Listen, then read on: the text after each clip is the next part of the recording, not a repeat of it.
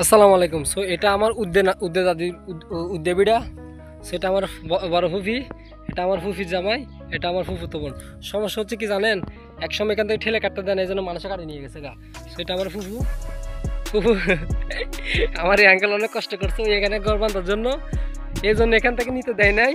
শুধু একটা মাত্র গাছের ঠেলা, এই জন্য এর পুরা গাছ সহ্য করে দিচ্ছে একদম। আরে আর ফুল যাবে না, আর পুরো কষ্ট দিতে লাগে একদম বেশি আমি পুরো কষ্ট দিতে দিতে জানি তাকে না শাবাশ একটা হামই যাই স্মৃতি স্মৃতি সেবা খাওয়া